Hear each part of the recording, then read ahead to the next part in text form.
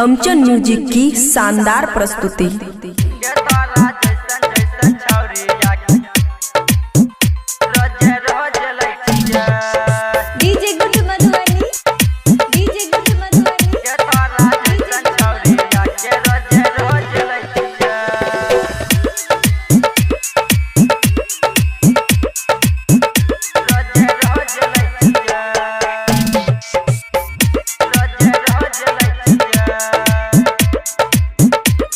खुशी recording studio बलुआहा।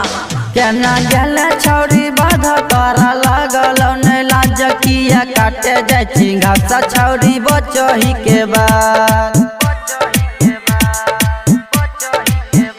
केना गेले छौरी बाधा तारा लागल ने लाज किया काटे जाय छी घास छौरी बचही के बाद। तारा लिखी लव लेटर पर पहुँच दै छियो गे, तोरा लिखी लव लेटर पर पहुँच दै छियो गे। तोरा जैसन छौरिया के रोजे रोज लै छियै गे, तोरा जैसन छौरिया के रोजे रोज लै छियै।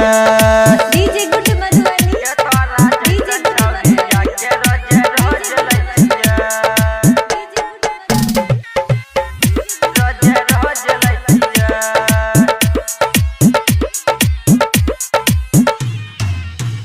छोड़े छी तू सदा भतरी बुझे छियो गे सदावर्ती। तारा देखी के गे छौरी हम डोल जाय छै धरती।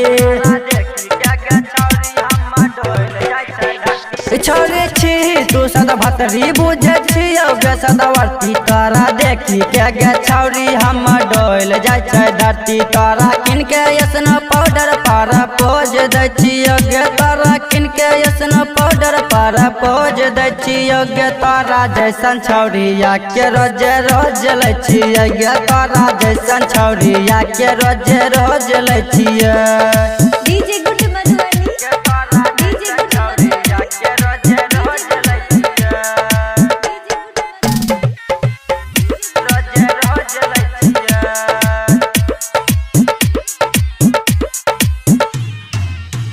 गायक कहै छौ आनंद घूमै रही ओकरे संग राइटर सुलेंदर नंदलाल तारा करे रहो तंग।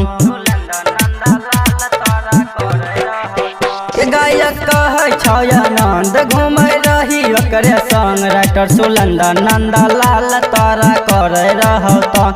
तारा देखी के जवानी पर पोज दै छियो गे, तोरा देखी के जवानी पर पोज दै छियो गे। तोरा जैसन छौरिया के रोज रोज लै छियै गे, तोरा जैसन छौरिया के रोज रोज लै छियै। खुशी रिकॉर्डिंग स्टूडियो बलुआहा।